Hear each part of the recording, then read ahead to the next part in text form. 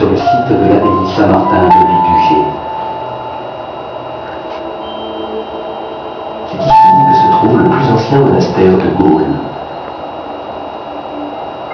Saint-Hilaire, évêque de Poitiers, donna à Saint-Martin un de ses domaines vers 361 après Jésus-Christ, pour y établir une communauté.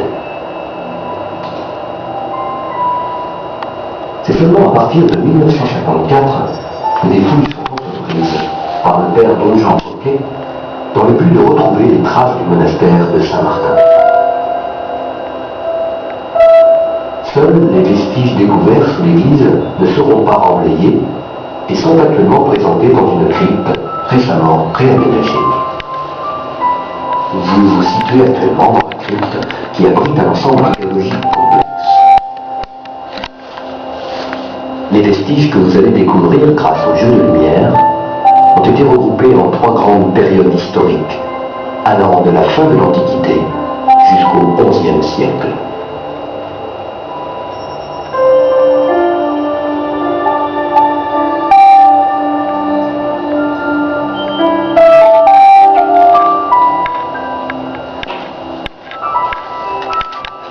La première période historique correspond à l'époque gallo-romaine, vers le IVe siècle après Jésus-Christ. En ce lieu se situait une grande demeure rurale de l'Antiquité tardive.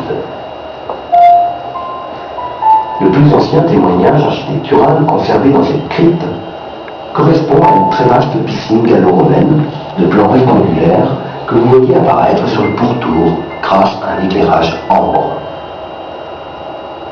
On voit encore à la base des murs les restes du sol bordés d'un épais boudin d'étanchéité, réalisé en mortier hydraulique rose qui assurait l'isolation du bassin. Cette piscine à ciel ouvert se trouvait dans la cour d'une villa antique. En 1952, le père Coquet dégagea probablement l'entrée monumentale de cette villa, une construction située à quelques mètres au nord de l'église, sous l'actuelle bibliothèque. L'entrée de cette villa donnait sur une vaste cour bordée d'un portique en fer à cheval. Ce modèle de villa se trouve dans le sud-ouest de la Gaule, à la fin de la période romaine. On peut en voir encore un bel exemple à Montmorin, en Haute-Garonne. C'est dans cette piscine romaine, alors abandonnée, que de nouvelles constructions seront élevées.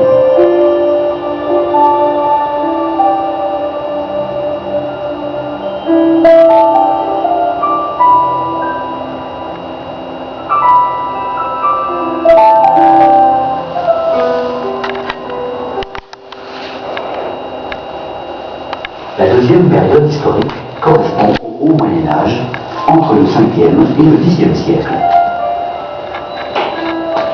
Sur les fondations gallo-romaines a été implanté un édifice mérovingien, puis une église carolingienne.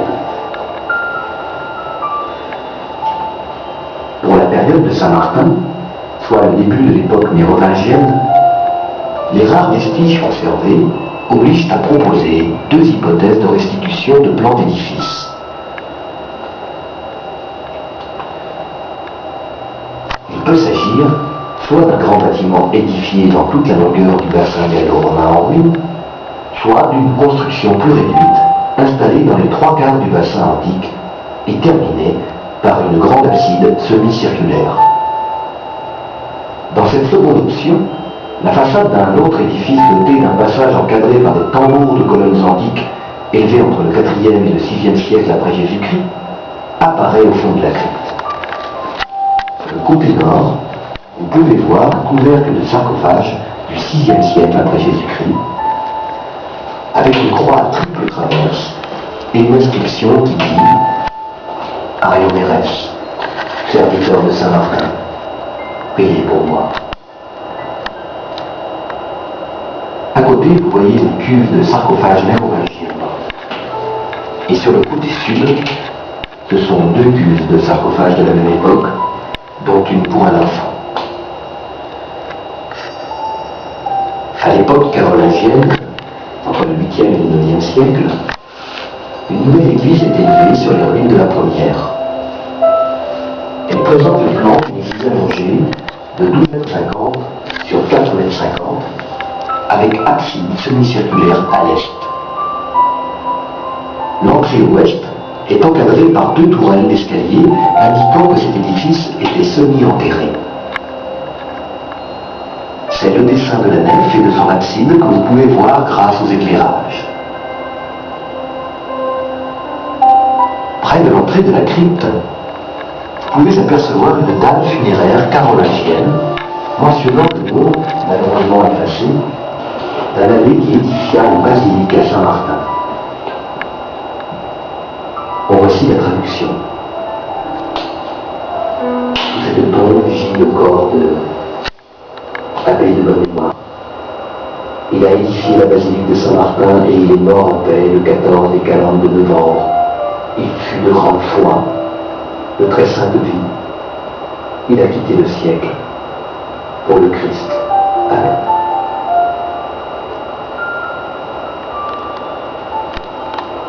Une vaste nécropole va se développer à l'est de cet édifice dès l'époque mérovingienne. Elle se trouvait à l'emplacement de l'allée empruntée actuellement pour se rendre à l'église. Les sarcophages présentés dans la crypte en proviennent.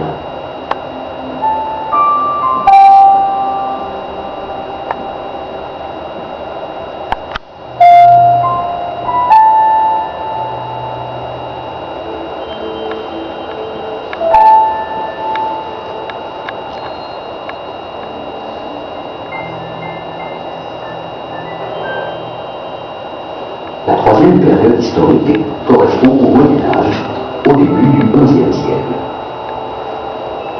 L'aménagement d'une crypte sous le chevet de l'église romane.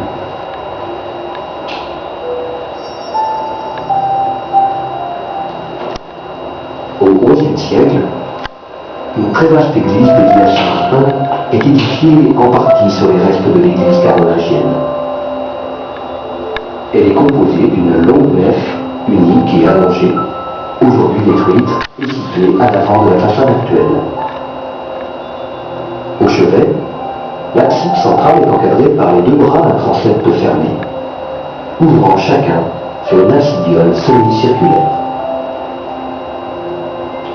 Vous vous trouvez actuellement sous l'abside centrale de cette église romane.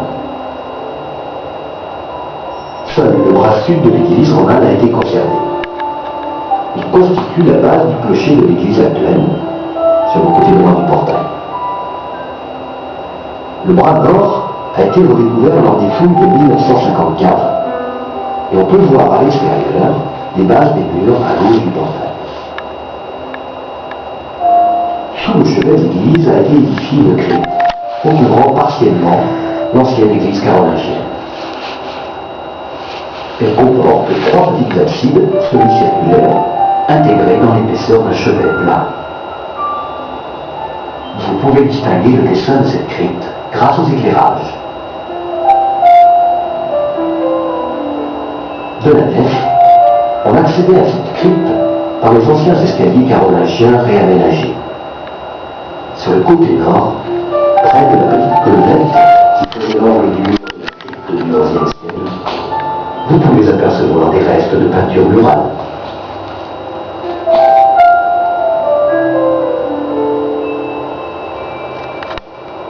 Voici brièvement résumé l'histoire complexe du site sur lequel est fondée l'abbaye Saint-Martin de Ligugé.